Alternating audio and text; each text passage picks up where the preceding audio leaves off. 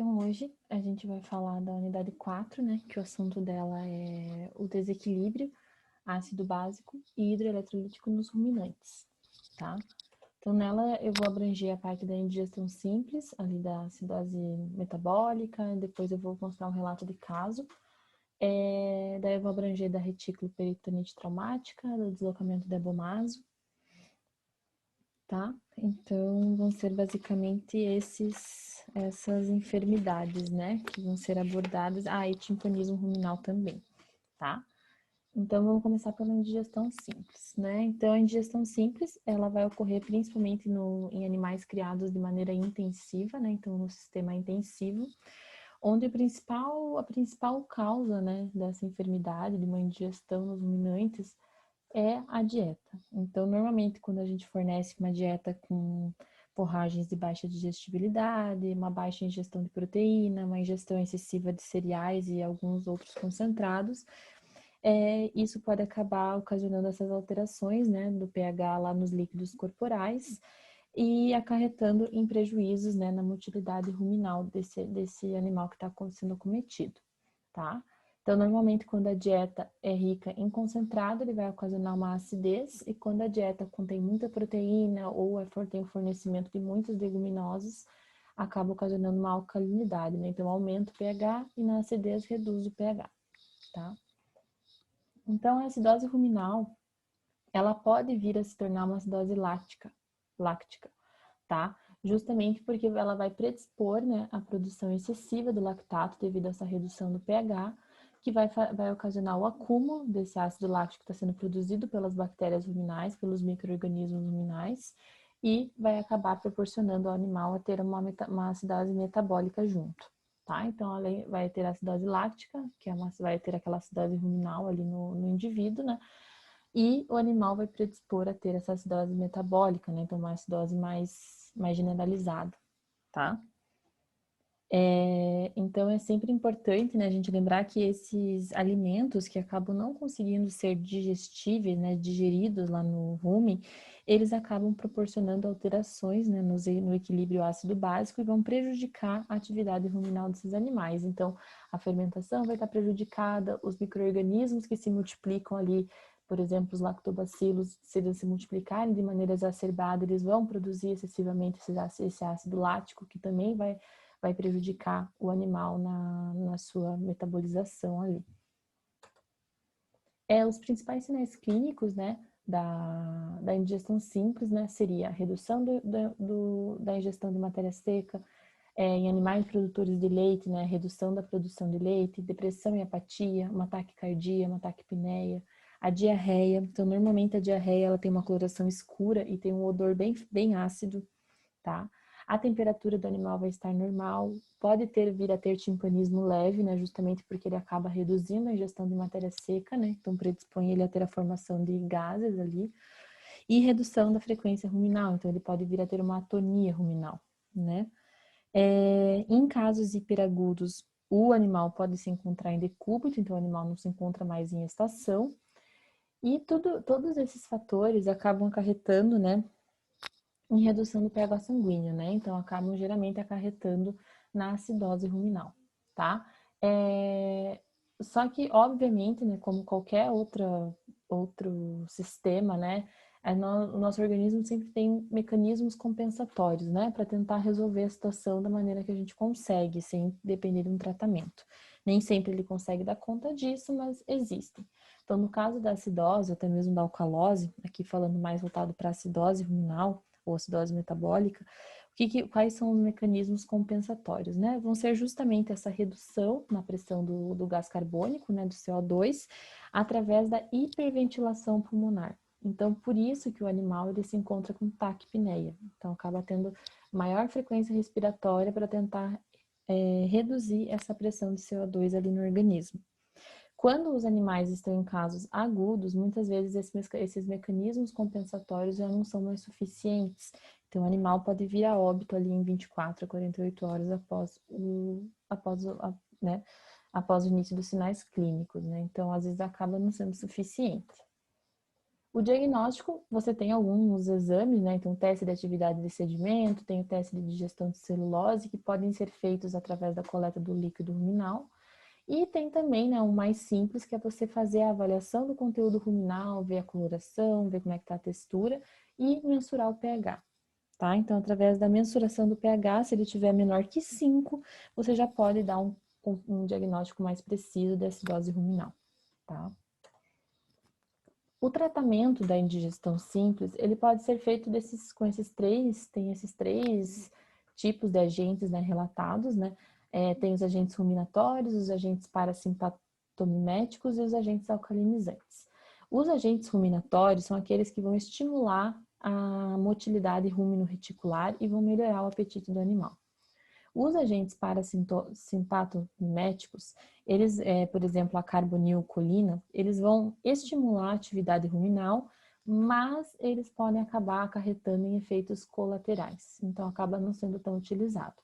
E tem os agentes alcalinizantes, que são aqueles que vão, que é o óxido de magnésio, o hidróxido de magnésio, ou até mesmo o bicarbonato de sódio, né, que seria o mais conhecido, que eles vão agir como tamponantes ali do conteúdo ruminal, tá? Então, os agentes ruminatórios e os agentes alcalinizantes seriam os mais utilizados nesses casos, tá?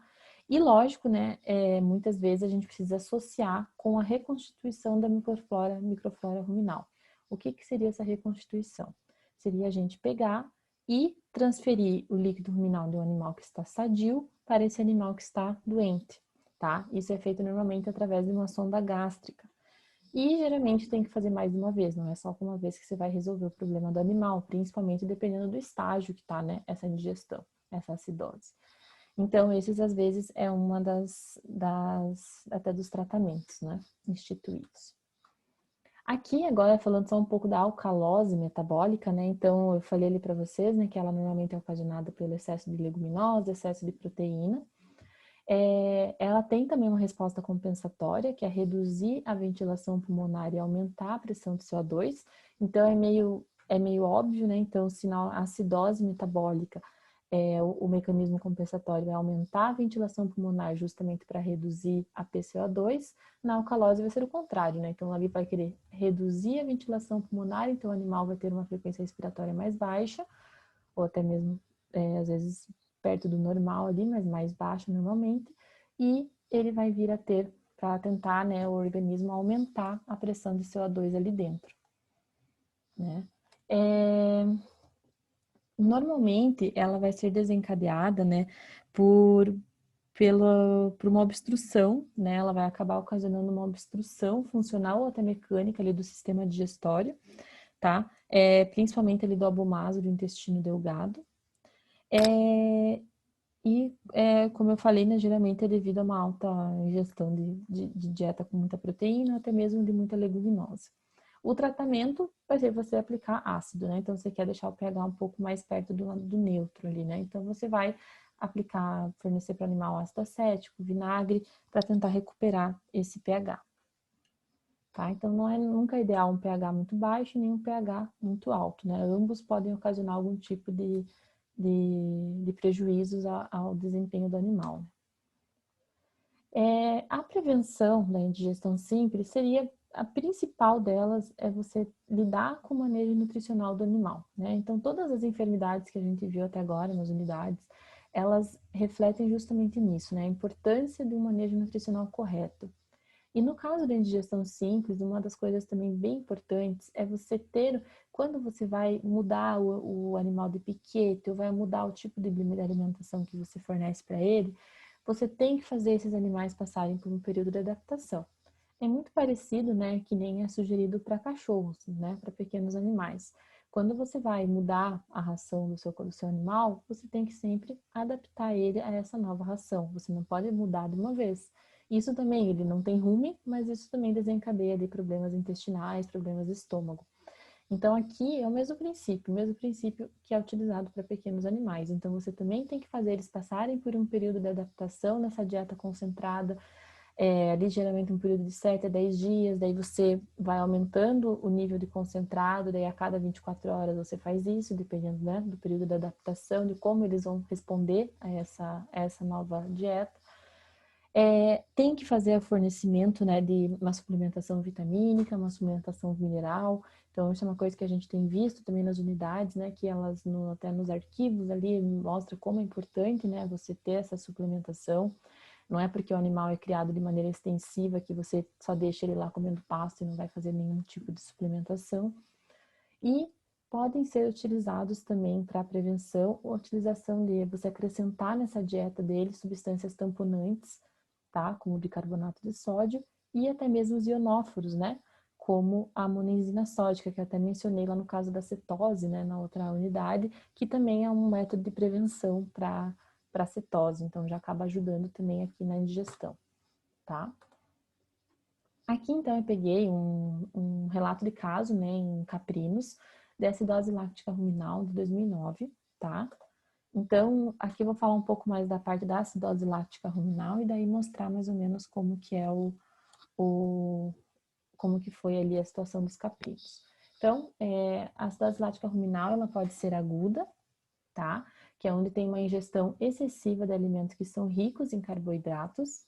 E essa ingestão excessiva desses alimentos acaba acarretando, esses carboidratos, eles são facilmente fermentáveis lá no rumen. Então, eles vão produzir grandes quantidades de ácido lático e também de ácidos graxos voláteis, né? O butirato, propionato e acetato, mas principalmente do propionato. E essa produção excessiva de ácido lático vai predispor à multiplicação do Streptococcus bovis. Esse Streptococcus bovis, ele vai levar à produção de maiores quantidades de ácido lático e vai reduzir mais ainda o pH. Quando o pH ele fica menor que 5, ele vai predispor ao crescimento, né? Ele vai tornar um ambiente adequado ao crescimento dos lactobacilos. Esses lactobacilos, eles vão começar a se multiplicar e vão produzir mais ácido lático no rumen. Então, vai virando um ciclo, né? Isso, quando essa produção excessiva de ácido lático, redução do pH, acaba também alterando a pressão osmótica ali do rumen. Então, ela acaba aumentando e acaba tendo um sequestro do líquido que está ali fora do organismo para dentro do rumen, tá? Então, o conteúdo ruminal acaba ficando mais aquoso, tá? E isso tudo favorece essas características no animal. Então, vai ter a hemoconcentração, uma desidratação, porque ele está puxando esse líquido, uma acidose metabólica, né, por causa do excesso do ácido lático, prostração e o animal pode vir a óbito, tá? Então, são fatores, assim, bem importantes da gente lembrar e sempre saber diferenciar, né, se é uma aguda, se é uma crônica. Então, na crônica, a acidose lática ruminal, ela vai ser devido à ingestão excessiva de carboidratos e também ao fornecimento inadequado de volumoso, tá? Então, você erra no teu fornecimento, na tua quantidade, acaba prolongando muito tempo dessa quantidade de carboidrato, né? Então, o animal ingere muito carboidrato em tempo muito prolongado, então, por muito tempo, né? Então, isso acaba prejudicando ali, desequilibrando realmente ali a parte ruminal dele, né? E daí, o que acontece? Essa dieta desse jeito acaba fazendo com que a microbiota que está presente lá no rumen, os micro-organismos, eles acabem se adaptando a essa ração rica em grãos, e eles acabam, e muitos desses micro-organismos são produtores de lactato. Então, eles começam a ter, o ambiente ele fica favorável, eles vão se multiplicando e vão produzindo lactato, vão se multiplicando e vão produzindo lactato. O ácido lático, ele não se acumula ali tanto porque ele vai ser metabolizado por essas bactérias, tá? Que estão aumentando ali. Só que tem a produção dos ácidos graxos voláteis, principalmente do butirato e do propionato, que vão estimular essa proliferação do epitélio ali do epitélio papilar do rumen, tá? Que é o que a gente chama de paraqueratose. Então, normalmente, quando você vê uma necrópsia, né, de um animal com acidose lática ruminal, você vai encontrar essa paraqueratose. Então, essa proliferação do epitélio papilar ali do rumen, né? Que o rumen, ele é cheio de papilas, né? Então, vai ter essa proliferação, tá? E quando tem muito dessa paraqueratose, isso vai reduzir a absorção dos ácidos graxos voláteis e vai aumentar a ocorrência ali de lesões, de inflamações na parede ruminal, tá? Porque eles vão ficar ali, são ácidos, né? Vai tornando aquele ambiente ácido e vai acabar danificando, né, a parede ali do rumen, tá? Então, isso tudo acaba reduzindo a eficiência metabólica do animal, acaba reduzindo o desempenho que esse animal tem, tá? Então, acaba acarretando em diversos prejuízos até mesmo ao produtor, né? Então, aqui tem um relato de caso, tá? Então, era de cabras, né? Então, foram 8 cabras da raça Sanem, que é essa raça que tá aqui mostrando. É um animal foram animais de 2 anos a 6 meses de idade, tá? De 2 anos e 6 meses de idade. No exame físico geral, foram feitos o exame físico geral do animal, dos animais, né? E também foram feitos análise do conteúdo ruminal, então para ver a questão do pH, coloração, né? Uma cabra veio a óbito durante o transporte dela, ali para o hospital onde foi examinada. 4 delas teve que ser feita a ruminotomia e 3 foram tratadas de maneira mais conservativa, então com bicarbonato de sódio e com uma reposição de conteúdo ruminal, tá? Então, essas cabras, elas viviam num sistema semi-intensivo, o piquete era com braquiária, e ocorreram mudanças na alimentação, porque foi reduzido as áreas de pastejo e o concentrado passou a ser somente o fornecimento de farelo de milho, tá? Os sinais clínicos que esses animais encontravam eram diarreia, então as fezes estavam bem escuras, estavam liquefeitas, estavam com odor fétido, apatia, anorexia, mucosas congestas, dificuldade de se manter em estação, desidratação, taquicardia, dispneia e atonia ruminal, tá? Os animais que foram submetidos à ruminotomia, que foram essas 4 cabras, isso foi decidido de acordo com o pH ruminal. Então, eles fizeram ali a coleta, né? E se o pH ruminal dava com pH ali abaixo de 5, né? Eles optaram pela ruminotomia. Só que essas cabras que passaram pelo procedimento da ruminotomia, elas acabaram vindo a óbito de 12 a 24 horas após o procedimento. E as outras 3 cabras que foram optadas por fazer o tratamento conservativo, elas tinham um pH entre 4,5 e 5, tá? Não estavam um pH tão baixo. Quando você analisou, né, o líquido ruminal, foi encontrado um aspecto mais leitoso, mais turvo, né? O odor estava bem ácido, então significa que ali o meio estava ácido e estava também bem pútrido, tá? Então, aqui então foi o que foi relatado no artigo, né? Então teve um prognóstico, obviamente o prognóstico de uma acidose lática ruminal ela é grave, tá? Então ela pode levar uma acidose ruminal aguda e é uma doença que possui uma alta mortalidade, apesar da gente muitas vezes negligenciar, né, esse tipo de enfermidade, mas é uma doença que pode acarretar em bastante prejuízos aos produtores, né? Principalmente quando tem esses casos de dar em vários animais. É uma doença que, devido às altas concentrações de ácido lático ali no rumen, eles podem destruir, essa alta concentração destrói ali o epitélio ruminal, então eu falei para vocês, né, que tem essa coisa dos traumatismos, das lesões ali no rumen, na parede ruminal, né, até aquela paraqueratose, né. Foi verificado, né, que no caso da ruminotomia emergencial, que foram feitas naquelas 4 cabras, ela não foi tão eficiente, porém, o que eles relataram é que possivelmente esses animais já estavam com um quadro de desequilíbrio hidroeletrolítico, ácido básico muito severo, então acabou que mesmo com o tratamento cirúrgico, eles não conseguiam se recuperar, tá? E as três cabras que foram feitos tratamento conservativo, ele se demonstrou satisfatório. Então, fazer a aplicação de bicarbonato de sódio, fazer a reposição de conteúdo ruminal, acabou nesses animais sendo satisfatório. Lógico que a gente não pode falar que a ruminotomia é ruim. Não é, tá? Normalmente quando você exige você chegar num quadro de ruminotomia, muitas vezes pode ser que o animal não consiga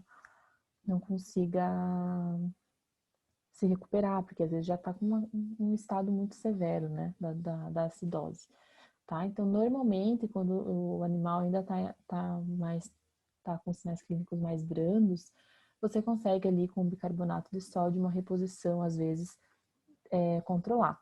Tem muitas vezes, eu já vi, pelo menos, né, em vacas, né, que somente a introdução do bicarbonato de sódio já foi suficiente, dependendo dos sinais clínicos que esse animal apresentava, tá?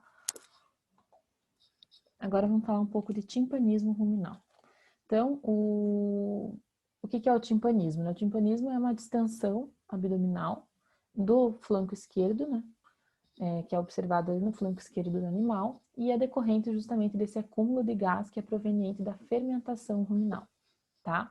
Esse timpanismo ele pode ser tanto primário quanto secundário, então o timpanismo primário ele é conhecido também comumente como timpanismo espumoso, e o timpanismo secundário é conhecido como gasoso, tá? Então o timpanismo espumoso, ele é aquele que tem origem alimentar, tá? Ele pode ser encontrado, o que vai acontecer? O gás, ele vai ser encontrado, nesse caso, ele vai ser encontrado em forma de espuma, e ele vai estar misturado com o conteúdo ruminal, tá? Então, por isso que aqui tem, ó, tem as bolhas de gás, elas vão se misturar com o conteúdo ruminal, isso vai fazer com que aumente esse conteúdo ruminal e ocorra uma inibição da eructação, tá? Da eliminação desse gás.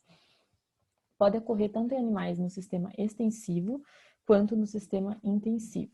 No sistema extensivo é principalmente por causa do excesso de leguminosas nas pastagens, e no intensivo é por causa do excesso de grão na dieta, tá? O gasoso, ele já é também, o gasoso ele é bem caracterizado pelo animal não também conseguir ter a eructação, então ele não consegue expulsar os gases, só que a origem dele não é tanto alimentar, igual no timpanismo espumoso, a origem dele vai ser normalmente por alguma obstrução, tá? Então pode ser uma obstrução física, né, principalmente obstrução esofágica, o que ocorre nesses animais. Então pode ter a presença de um corpo estranho, pode ter uma estenose, pode ter algumas enfermidades que acabam obstruindo ali, como por exemplo a linfadenite infecciosa, a leucose viral bovina, que às vezes ocasiona dano ali nos linfonodos e acaba tendo essa obstrução. Pode também ter esses danos nervosos ali que acabam prejudicando, né? Que esses nervos estão envolvidos, esses ramos, né? Estão envolvidos ali no reflexo da eructação e acaba sendo prejudicado.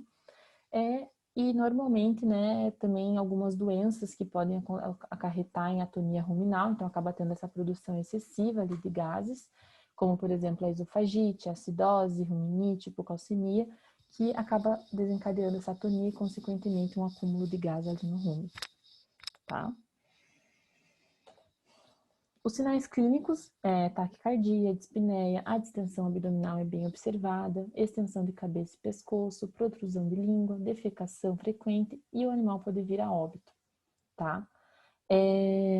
Normalmente, no timpanismo primário, a gente não tem a expulsão do gás, né? Então, né, aqui, antes de falar disso, eu vou focar no que está escrito aqui. Então, o excesso de gás no topo do conteúdo ruminal, o excesso de gás vai ser encontrado no topo do conteúdo ruminal, tá? A frequência e a intensidade dos movimentos ruminais vai ser prejudicada. Isso vai levar a uma atonia. Então, o que acontece? Normalmente, principalmente no timpanismo gasoso, o que o animal acontece? Ele vai ter esse excesso de gás lá no topo do conteúdo ruminal, então no gasoso ele não se mistura, né? E vai ter primeiro, antes do animal ter uma atonia, você vai ter primeiro uma redução na frequência e na intensidade dos movimentos ruminais e posteriormente ele vai ser essa atonia. Então primeiro ele tem uma hipomotilidade ruminal e depois ele tem uma atonia se você não tratar o animal antes, né? Aqui que eu vou falar, né? Então, geralmente, né, o diagnóstico pode ser feito por sonda gástrica, né, e pelos sinais clínicos, né, quando você vê esse aumento dessa distensão, mas a sonda gástrica, ela vai ser mais utilizada principalmente para você diagnosticar o timpanismo gasoso, porque era isso que eu estava falando antes ali de, né, voltar para aquilo ali. O timpanismo primário ou espumoso, ele não tem expulsão de gás pela sonda, porque tem a presença da espuma, tá? Então, você não vai ter aquele barulhinho, não vai ter a presença de gás ali, nem sair o cheiro, né? No gasoso, quando você coloca a sonda, ou até mesmo aqueles trocáter, né? Que a gente é um equipamento que a gente perfura ali na região do rumen e deixa sair gás. Esse tipo de diagnóstico já acaba facilitando, é como se fosse um tratamento, tá? Então ele acaba eliminando grandes quantidades de gás e reduz a distensão. Muitas vezes esse trocáter ele é utilizado, por exemplo, quando às vezes se faz algum procedimento com um animal que teve que ser feito em decúbito e esse animal já está em decúbito por muito tempo. Então, às vezes, você tem que fazer esse trocáter para tentar aliviar um pouco aquela presença de gás, né? A gente sempre tem que lembrar que ruminante é um animal que não pode ficar deitado por muito tempo, tá? Que isso acaba prejudicando ali a motilidade ruminal. Então, por isso até que cirurgia normalmente é feito de pé, quando faz deitado tem que ter sempre um tempo para não ter essa distensão abdominal muito grave, tá? O tratamento, então, nos casos graves é feita a ruminotomia.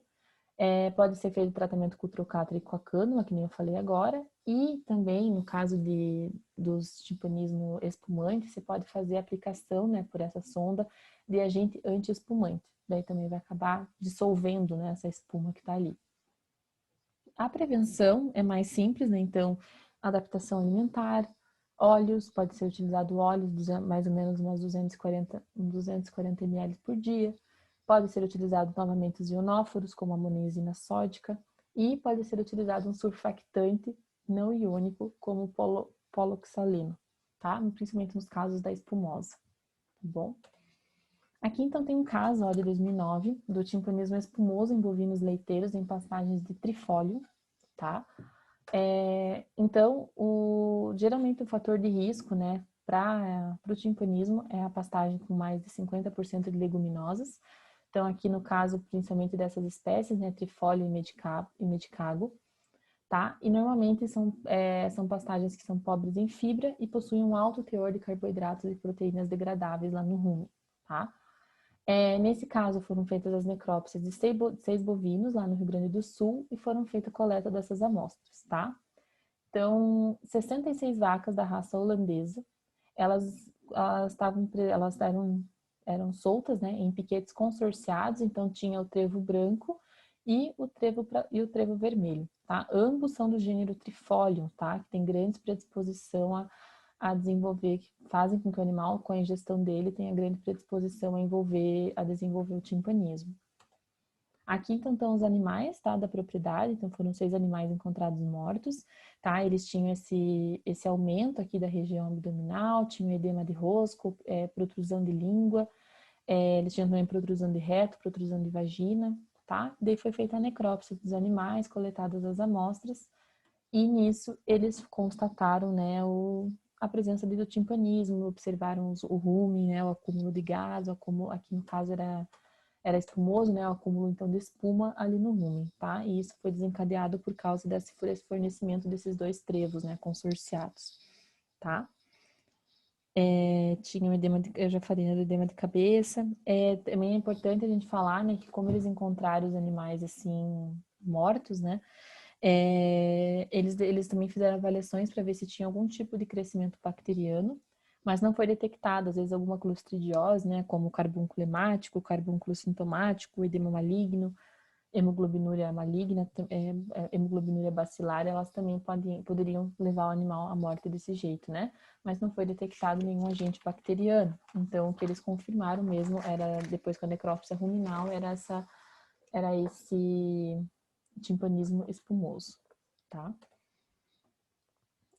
Aqui, então, agora vamos falar um pouco da retículo peritonite traumática, tá?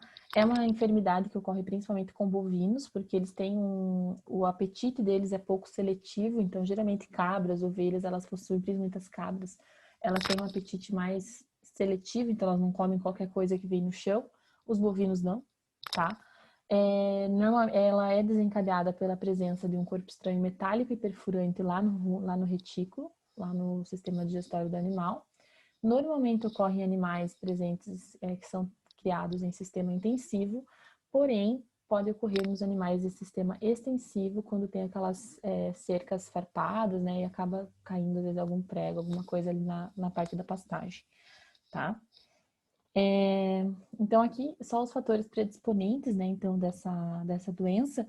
Então o corpo estranho ele vai ficar principalmente sedimentado aqui nessa parte ventral do rumen, tá?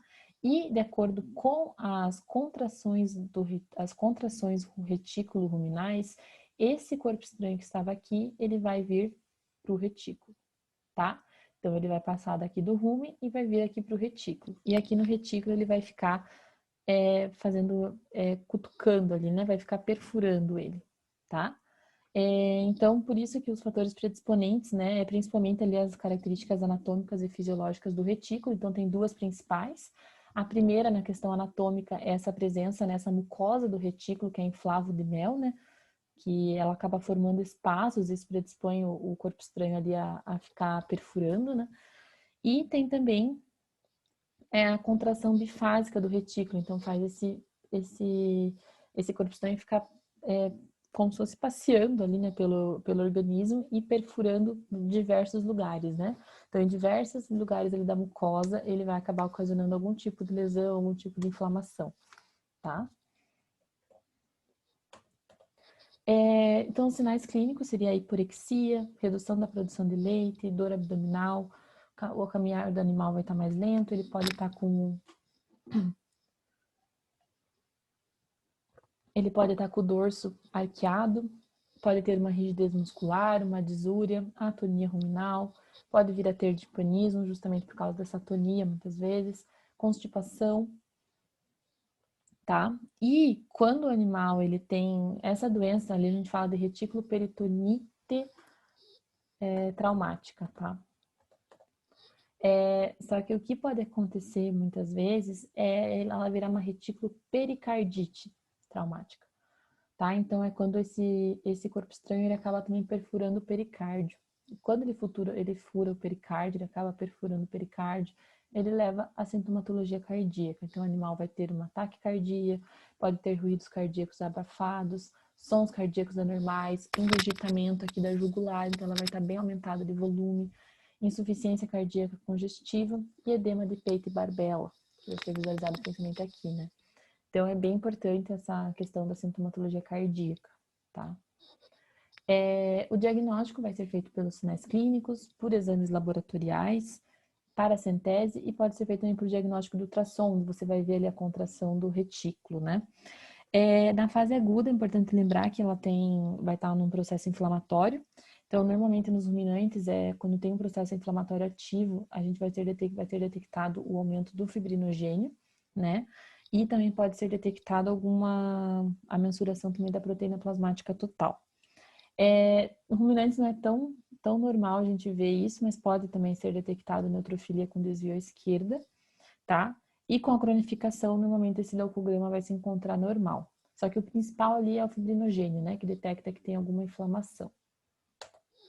Então, aqui é um caso de retículo pericardite traumática. Então, foi um bovino da raça holandesa. Ele tinha 4 anos de idade e estava na segunda lactação. Então, era a segunda cria, né? Ela apresentou primeiro redução da produção de leite, teve anorexia e possuía dificuldade de locomoção. Ela era criada, esses animais eram tudo criados em sistema semi-intensivo, tá? E o animal, ao exame físico, né, o exame clínico ali, apresentou hipomotilidade ruminal e taquicardia, tá? Primeiro foi feito um tratamento para intoxicação, não teve efeito, tá? E o animal acabou vindo a óbito, tá? Então eles tentaram um tratamento, não teve efeito, ele acabou vindo a óbito. Com isso foi feita a necrópsia. Então na necrópsia foi achado um abscesso hepático, a parede ruminal não tinha vilosidades, estava necrótica. O líquido abdominal estava fétido, então ele já tinha uma peritonite, né? O retículo foi encontrado 2 estruturas metálicas, então foi encontrado um prego, um ferro torcido e também uma pedra. E no coração foi encontrado diversas perfurações, assim, pequenas, e tinha uma efusão pericárdica, né? Então, o que é essa efusão pericárdica? É justamente esse acúmulo de líquido ali no coração, né? Por isso, provavelmente, que ele acabou tendo taquicardia, né? O coração tenta trabalhar demais e acaba, né, não dando conta. Ele estava principalmente ali na região do ventrículo direito, tá? Aqui, ó, não é do artigo, tá? Isso aqui é um arquivo, são fotos pessoais minhas, de um caso que eu presenciei, tá? Numa propriedade. Era de uma vaca também leiteira, holandesa, e que ela estava com essa sintomatologia já cardíaca bem avançada, estava extremamente magra, não comia, não estava produzindo leite. E ela é dessa foto aqui, ó, tá? Essas 2 fotos aqui, elas mostram um coração que está extremamente aumentado de volume, tá? Ele tinha esse enorme abscesso aqui, tá? Tinha esse líquido, esse conteúdo inflamatório aqui, ele estava extremamente aumentado de tamanho. E no caso dela, foi encontrado também um corpo estranho bem grande, tá? Essa foto aqui, ela é de uma vaca, de uma outra propriedade, que ela estava também com redução na produção de leite e foi optado por fazer a ruminotomia dela, tá? Quando fez a ruminotomia e foi lá palpar o retículo, viu esse corpo estranho ali perfurando o retículo, tá? O dela não tinha uma inflamação severa, ela não chegou a ter peritonite, mas poderia ter tido o caso severo igual dessa vaca aqui, tá? Que acabou vindo a óbito, então a gente fez a necrópsia dela e deu essa situação, tá? Agora vamos falar um pouco de deslocamento de abomaso. Então, o deslocamento de abomaso, primeiro a gente tem que lembrar, né, que o estômago do bovino, dos ruminantes, né, ele é dividido em 4 compartimentos, então tem o retículo, o rumen, o maso e o abomaso. O abomaso, ele vai se encontrar, ele é a parte glandular, né, desses 4 estômagos aí que tem, né, dessa parte, desses compartimentos, e é onde é gerado o suco gástrico e onde vai ocorrer a digestão, tá? Ele é um saco, ele vai se localizar aqui no assoalho abdominal, então aqui tá o abdômen do animal, ele vai se localizar aqui, ó, tem o retículo, o rumen, tá? E ele vai se localizar aqui, ó, bem no assoalho abdominal, bem ali embaixo, né? Então, existe o deslocamento de abomaso à esquerda e o deslocamento de abomaso à direita. O deslocamento de abomaso à direita, ele vai ser quando o abomaso, ele vai se deslocar do local que ele estava aqui, ele vai se deslocar para ficar ali entre o rumen e a parede abdominal esquerda, tá? Então, ele vai sair do assoalho abdominal e vai se deslocar para ficar entre o rumen e a parede abdominal esquerda, tá? No deslocamento de abomaso à direita, esse abomaso acaba se acumulando de gás, tá? E o corpo do abomaso vai se deslocar caudo-dorsalmente, tá? Para que ele vai acabar parando nesse deslocamento caudo-dorsal, ele vai ficar entre a parede abdominal direita e as alças intestinais. Então, o abomaso, ele tá aqui, ele vai ficar aqui, ó, aqui tá os intestinos dele, né? O jejum, o duodeno, o mento, e aqui tá o abomaso, tá? Então, ele vai acabar ficando justamente entre a parede abdominal direita e as alças intestinais. Na DAD, que é o deslocamento de abomaso à direita, normalmente pode ocorrer, o animal fica mais predisposto a ter uma torção do abomaso, que é o que a gente chama de vôvulo abomasal. Ele pode girar de 180 a 270 graus, pode acabar acarretando numa síndrome de obstrução aguda, que leva à necrose isquêmica ali do abomaso, né? Então, geralmente, nesses casos, não tem muito mais o que você fazer, tá? Então, a etiologia do deslocamento da abomaso, ela é multifatorial, então ela é justamente decorrente dessa hipomotilidade, dessa distensão gasosa que ocorre ali no abomaso, mas são vários fatores que podem predispor o animal a isso. Então, o fornecimento de alimentos concentrados em alta quantidade, alta concentração de ácidos graxos voláteis, e daí esses alimentos concentrados em alta quantidade vão propiciar a formação de alta concentração de ácidos graxos voláteis, dieta rica em carboidratos e pobre em fibras.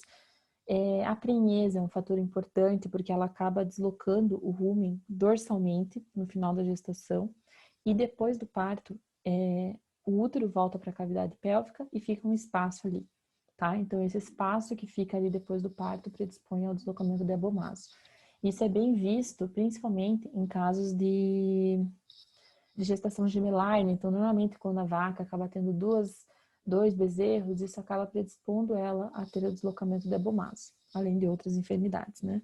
Além disso, retenção de placenta, metrite, hipocalcemia, cetose, também são fatores que podem reduzir o conteúdo ruminal e o tamanho do rumen e propiciar o aparecimento do deslocamento de abomaso. Na outra unidade, a gente viu, né, que a cetose ela pode ser secundária ao deslocamento de abomaso, mas ela também pode ser primária, tá? Os sinais clínicos, então, vai ter uma obstrução parcial do fluxo abomasal, redução do consumo de matéria seca, diarreia, diminuição da frequência ruminal, né? Então, tem essa hipomotilidade e perda de peso, tá?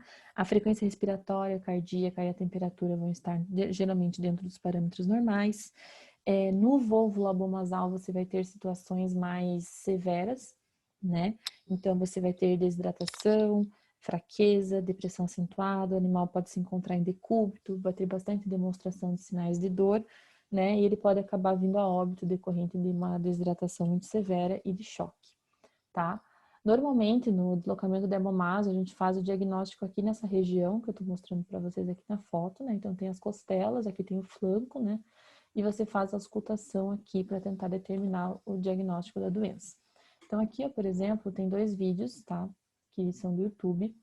Eles aqui é uma vaca que está com suspeita de deslocamento de abomaso, né? Ela está numa língua que eu não sei ler, mas é suspeita de deslocamento de abomaso, ó. Tá? Ali dá pra ver que tem alguma coisa aumentada ali, tem um gás, e é naquela região ali que a gente faz a auscultação com percussão, né? Para determinar o som metálico, né? Que é o ping, tá? Aqui, ó, ele só mostra como que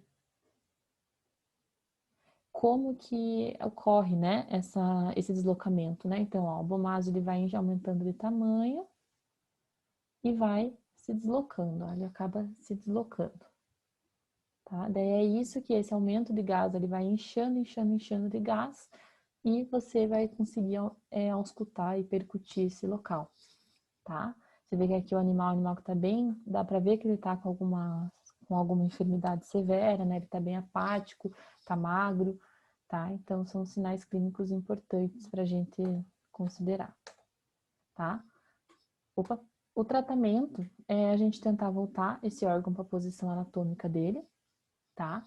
E também restabelecer todas aquelas alterações hidroeletrolíticas que estão ocorrendo, que acabaram acontecendo durante esse processo, tá?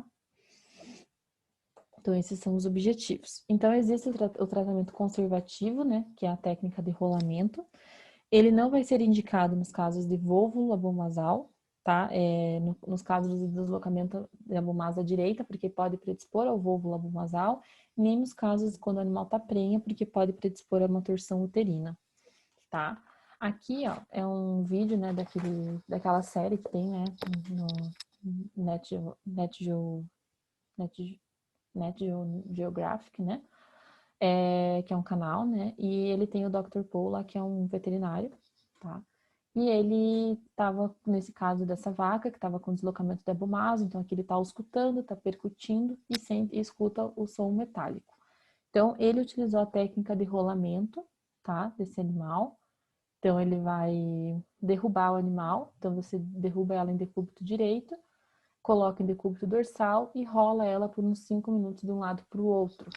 Sempre você tem que conferir, né, para ver se o abomaso voltou para o local certo, para o local correto, tá?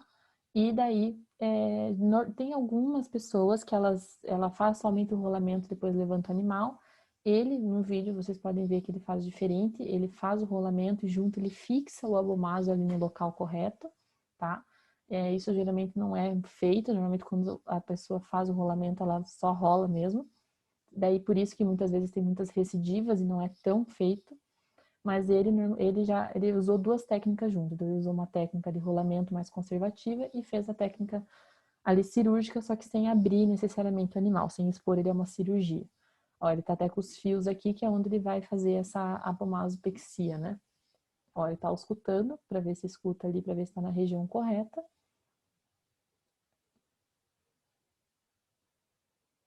E vai fazer a fixação. Aqui ele tá fixando o abomaso.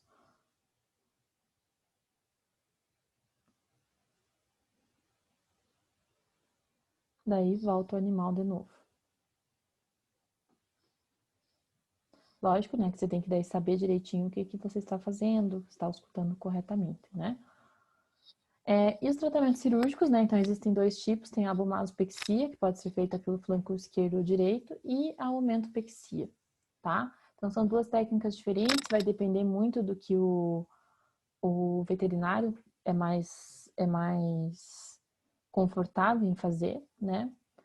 Aqui é uma abomasopexia, tá? Então, aqui nessas fotos também é de arquivo pessoal. Então, aqui é uma aumentopexia, ele tá aqui fixando o aumento, né? Que é essa parte ali da orelha de porco, né? Que eles chamam ali do aumento. E aqui é a abomasopexia. Então, aqui ele pode ser utilizado qualquer tipo de equipamento aqui para fixação, né? Aqui foi utilizada essa tampa. E você fixa o abomaso aqui dentro, né? Então, você passa esse fio pelo abomaso, esvazia ele, que nem tá mostrando aqui, né? Ele vai esvaziar, vai voltar para a posição e você fixa logo ali embaixo, ó. Daí ele fica desse jeito. Depois de uns 15 dias você consegue tirar, tá? A prevenção da doença é você tentar fornecer alimentos evitar fornecer alimentos com baixa concentração de fibra, né? Então, e tentar reduzir um pouco o consumo de alimentos concentrados. Então, você sempre tem que ter um equilíbrio, né, entre o volumoso e concentrado. Fornecer forragem, né, que tem alguma fonte de fibra, tá? Isso é bem importante. Então, aqui tem um relato de caso de deslocamento da abomaso à esquerda em um bovino, tá? Então, era uma vaca da raça Jersey. Após o parto, ela teve redução na ingestão alimentar, teve diarreia sanguinolenta. Essa presença da diarreia sanguinolenta, até posteriormente no artigo, eles relatam que possivelmente ela tinha uma úlcera ali de abomaso, né? Redução da produção leiteira foi o primeiro sinal que foi observado pelo proprietário, e apatia. Ela passou por um parto distóxico, então ela precisou de ajuda no parto, né, para tirar o bezerro. Ao exame físico, ela estava com um score de 2,75, frequência cardíaca estava elevada, mas possivelmente foi por causa do estresse, porque esse animal foi transportado ali para o hospital. Desidratação e o interesse, ela se interessou pelos alimentos que estavam sendo fornecidos, mas ela não ingeriu eles, tá? Ela estava em alerta quando ela desceu, mas ela não estava ingerindo os alimentos. Eles fizeram também a palpação retal, tá? Então as fezes estavam escassas, enegrecidas, tinha presença de muco e o útero estava na posição normal, tá?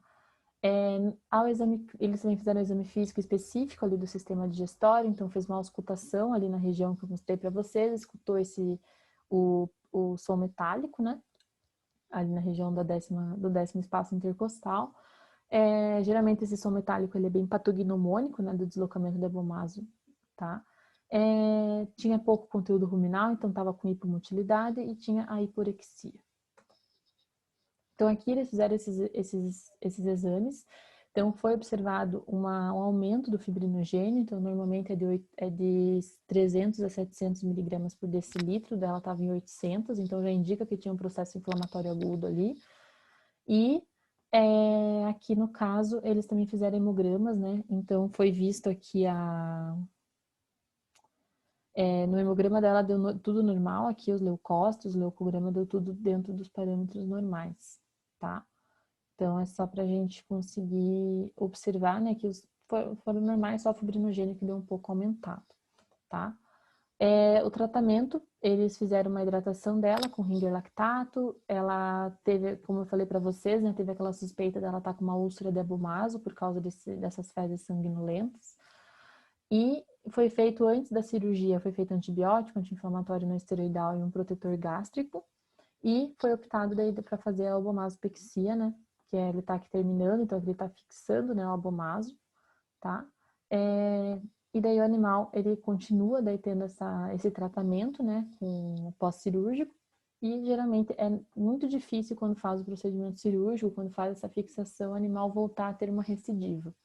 Normalmente, quando você só faz o tratamento conservativo de somente rolar o animal, ele normalmente pode vir a ter recidivas, tá? Seria mais ou menos isso para essa unidade.